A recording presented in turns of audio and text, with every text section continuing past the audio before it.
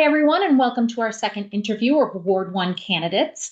Today, I'll be talking with Kevin Meaney. Kevin, thanks so much for joining us. Thanks for having me. I really appreciate it. I'd love to know right off the bat. I know you've run for public office before, and actually, this seat. What's motivating you this year to run? So it's actually a funny story. I have run a few times in the past, and this year it wasn't on my radar to run. Uh, it wasn't until like I think May or June, and I get a phone call from Joanne Campbell, and Joanne calls, and I was like, "Hey, Joanne, what's going on?" And I said, "Listen, you don't have to worry about me running. I have no intentions. Good luck." And she said, "Well, you're on my second phone call, and I'm calling you because I hope you do consider running because I've decided not to, and I'm calling you, and hopefully you'll reconsider your option and run because it was nice of her to do it. It caught me off guard and out of the blue, um, but it was much appreciated. And the conversation was basically we've never really seen eye to eye on everything, but we both agree on one thing: we both love the city, and she thought I'd be a good counselor, and I can't tell you how much that meant to me, and it was much appreciated. And she should be applauded for the work she's put in. She's been city councilor now, I think, 10 years. And public service isn't easy. It's a big ask, and she did well, and she should be applauded for her efforts, and I wish her well, and again, I really appreciate her support. So, you had mentioned, you've loved the city and specifically Ward 1. What are you seeing as the top three issues facing your ward? So just been doing from walking around. Well, obviously down here in Arlington Road, everybody comes by me, and I don't have to do too much walking because everybody will stop and tell me what's going on. But from talking to people, speed and safety has always been an issue on the roads. So that's been one concern.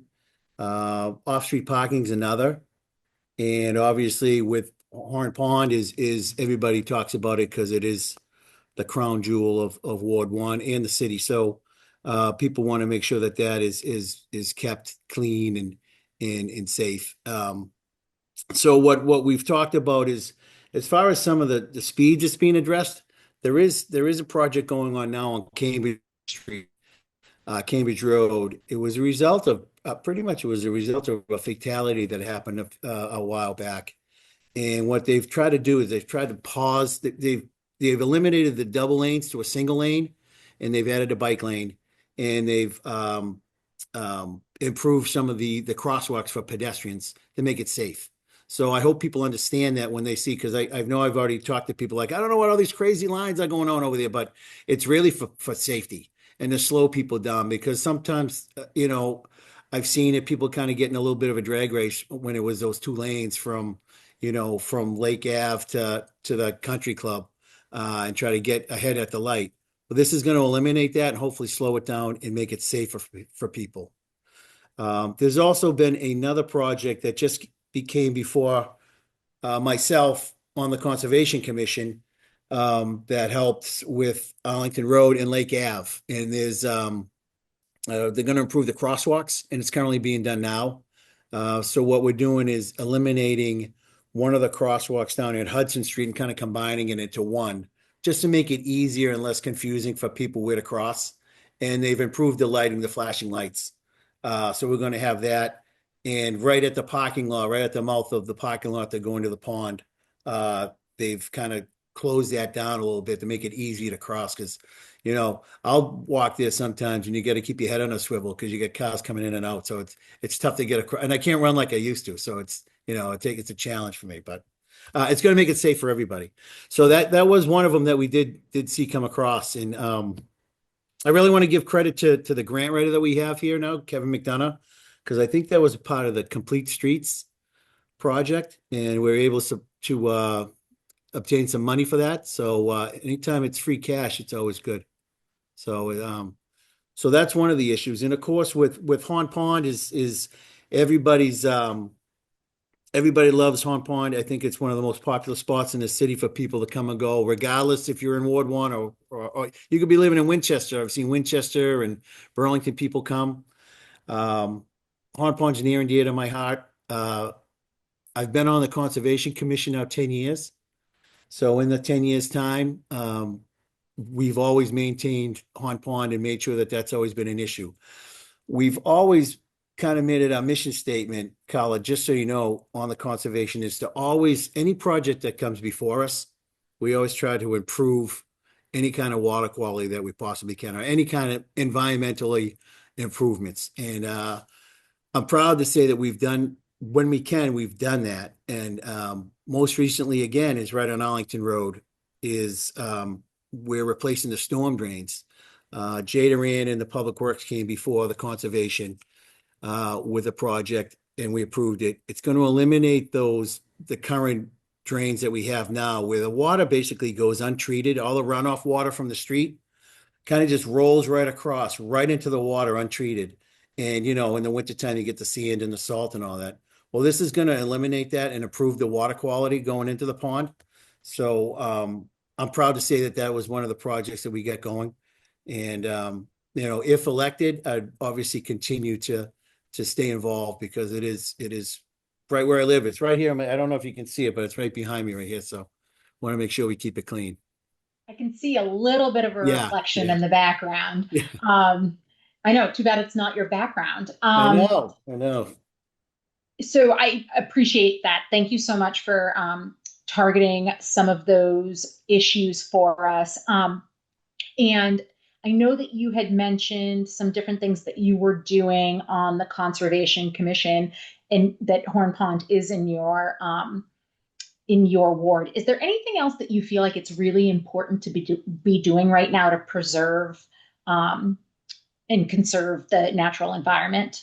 So, yeah, I think just being aware and education and awareness of just how precious the pond is and the environment that we have down there. And we have some terrific, terrific people on our conservation commission now. Jim Joyce is one of the best. He's down there. If he's not home, he's in he's in waders, fish waders down here, pulling fish lines out of the trees and the bushes. And right behind him is Jerry Lonis, and he's there walking around with him, and Steve Malone's there as well, and Dwayne Cleek. They're so involved with the pond. Every year we do conservation day. We have a Horn Pond Day. We go down and we take a day in May and we clean the place. And I'll say the last 4 or 5 years, this hasn't been a lot of work because there's a team, Jim Joyce and his crew. They go out every Saturday. They're already out there cleaning stuff. So they really are such a benefit to the pond and to the city. Really, they keep it clean. One of the things that we have going that we did approve as conservation too, and it came through, was the installation of a fish ladder that's finally going to go in by Scally Dam. Um, it's the project got greenlit, and I believe we're hoping that it breaks ground in I think it's going to be maybe the spring of 26, but we're just going through the grant process right now. But it's going to make it so easier now for the fish that are coming up, the river herring, to enter the pond. Right now they get kind of stuck at the dam and they circle around, and some make it up through the spillway, some don't. This is going to be such an improvement, and I'm actually really excited about it. So I hope I'm around to see it get that. I want to make sure if I'm elected, I'm going to make sure it gets done because it's really going to be, such a great addition to downtown. I see field trips coming from all over to go to this thing. Kyler, it's not going to be like a regular fish ladder. It's more like a little riverway, like a kind of like a lazy river up into the pond. And it's going to have a bridge over, an observation bridge. And then along one of the sides, you're going to have a little observation deck with a window where the kids can see the fish actually swimming right by them. So it's going to be a teaching thing as well. And I think all that's good because we're learning all about we're educating the kids and the younger generation about how important it is, to keep the environment clean and healthy. So those are some of the things we got going on, and it's exciting. It really is. No, it sounds fantastic. And I think, once that ladder is in, having the students come down and have a better understanding of the Yeah. environment is so smart. Yeah. I'm going to have you pivot a little bit. Okay. So we've been talking about Ward 1, Yep. and now we're going to talk a little bit more about Woburn as a whole. And so Woburn, like a lot of communities right now, are facing increasing costs to maintain services, from schools to public safety to infrastructure. How would you balance the need to fund critical city services with the goal of keeping Woburn affordable for all residents? So it's one of the three planks of my campaign is, I would like to see keep Woburn affordable, safe, and clean. Those are the kind of the three things I've been running on and have been for a while. Um, Affordability is very, very important, I think, to Woburn. And I tell you, I think Woburn's a special place, and it's special because it's always been affordable. Unlike other towns that surround like Lexington and Winchester, Reading, you see they're kind of like one generation towns because the kids can't afford to live there. So you have families maybe live there one or maybe two generations. Woburn, we have families that go out way back.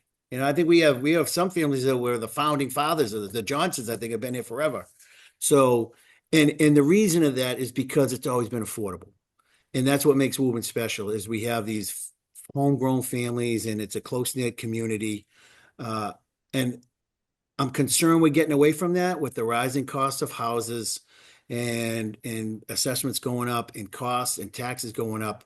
We're getting away from it. I think a lot of it's inevitable. Just it's progress. Some people call it progress. But I think we can maybe be a little creative and maybe slow it down. Um, as me, I got my taxes went up this year, and I got the news. I hear crickets are telling me that it's going up again next year. And now we're talking about building some schools, and they got a lot of zeros at the end of those estimates too. So the money's got to come somewhere, and we need to get creative about it. And I definitely, it's important to keep it affordable for the younger generation, for my kids, because I like to see them stay here if they want, but also for our older generation. So what really bothers me is I'm afraid we may price out our seniors out of the homes that they've raised their families in. So what I'd like to see and look into is some type of program. And I believe other states have it, Carla, in other communities where you're a certain age, 70, 75, and you've been in your home, a certain amount of time, 20, 25 years, and you at a fixed income. Well, at that time, at that age, some states, I think even New Hampshire, you don't have to pay any more taxes. Now, I don't know if that's possible, but I have talked with my wife, who's actually named Carla, by the way, is she said, it might be possible to do maybe a tax freeze. And I think that would be a great idea. Because if we could get our seniors to at least have a little peace of mind that they can afford their home and that they're not going to see an increase in their taxes, and at least have that going forward. Now, I believe they do have to pay some taxes because we do have services that we do have a police and fire that they'd be privy to, obviously, if they ever needed it. But if we could freeze it so they get a little bit of better sleep at night and stay in their home as long as they want to. I think that's something I'm going to look into it. I'm hoping it's something that's doable. It may take a home rule petition, but I think it's important to do that and just slow down the progress that we have because I feel like we're going to price everybody out of Woburn, and I hate to see that. Thanks, Kevin. I appreciate that. And I know, taxes have become a really important topic for a Yeah, lot of people. So yeah, that's going to continue to be a part of the discussion as we go into election season. You mentioned that you have three planks to your campaign. And since we've talked about two of them, I'd love to hear your thoughts on kind of what you're looking at from the perspective of safety and then kind of like where you feel like you're going to make a difference. yeah. So with safety, just so you know, Carla, I've worked in the Massachusetts trial court for 32 years. And I started here in Woburn as a probation officer. In the last 10 years, I've been a chief probation officer, and currently I'm over in Concord Court. But public safety is what I've been doing. So I've been in public safety for as long as I've been working in the courts. So I have a good knowledge of it. I've made a lot of network and contacts with it. For me, first responders are number one in my book. And I think that is so important for any community to have top-notch first responders that they're trained and staffed and they're able to do the job adequately and at a high level. And so what I would say is for me, I want to make sure that they have all they need to provide that service because it is a public service and we do rely on them heavily. I'm a dad. I got two girls. I want to make sure they feel safe walking home at night and not have to worry about, who's behind them.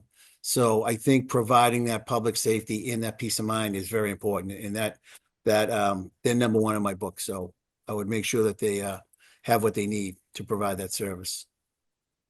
Thank you. Yeah.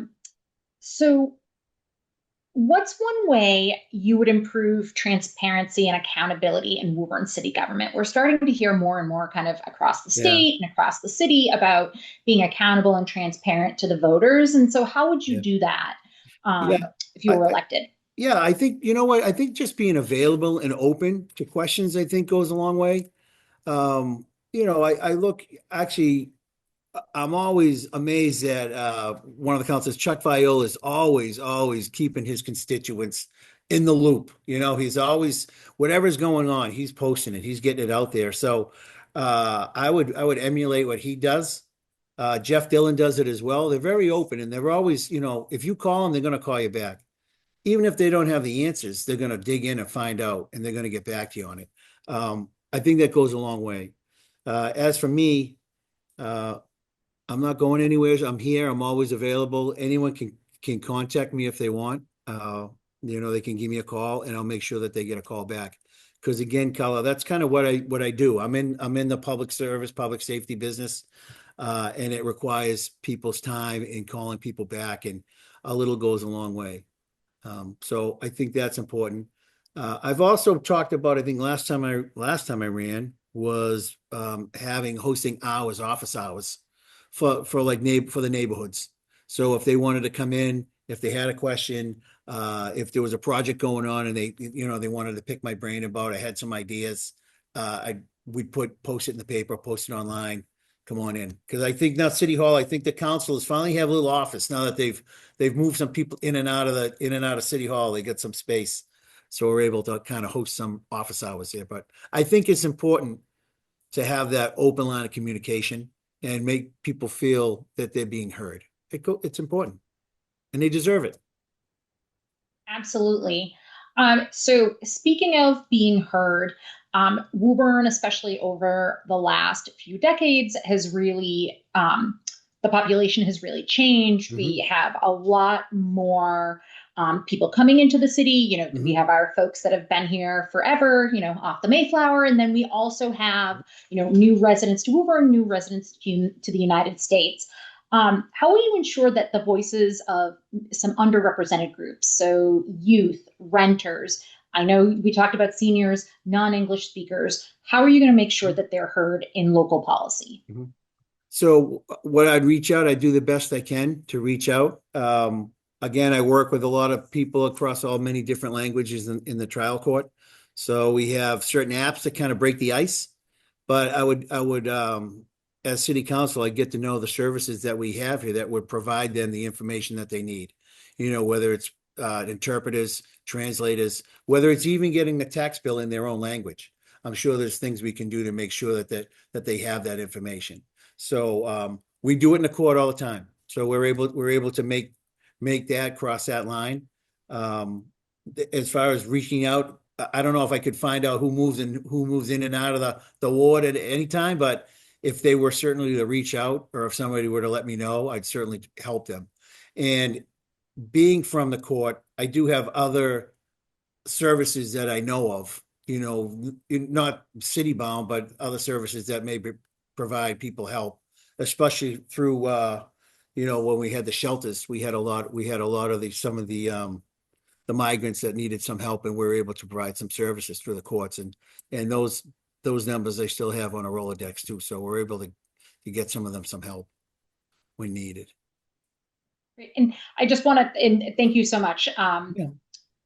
It, it's good to know what your background is relative to that. Can we just circle back? Is there something you had mentioned? You have two daughters. Is there something special Yeah. that you would do for youth more and more? Students are becoming engaged. Student Government Day. There's different civics classes. Like how is there a way to get them involved? So I try to instill in them what my dad instilled in us, and it was always public service is an honor, and everyone should really seek and strive to do that. He always said, if you had a problem, don't cry about it. Go out there and do something about it. Get involved. So don't, I had taxes going up, but don't, well, say something. Go do something about it. So he was always involved. I got my kids, they speak up when they sometimes a little too much when they have issues, but I think it's important to get out there. And I think just being a role model and just myself, just getting out there and saying, hey, listen, this is what you do. This is what elections are for. This is why you give people an option to vote for candidates. And I'll say, Carla, we have some terrific candidates running. Actually, I think it's great. We get my two other opponents. They're really good candidates. So the voters have some decisions to make. But it's good to see people getting involved. I wish there was more primaries, be honest with you. I wish it wasn't just Ward 1, but it is what it is. But it's good to see people get out there because, it means a lot. Your vote counts. And, that's how you make a difference.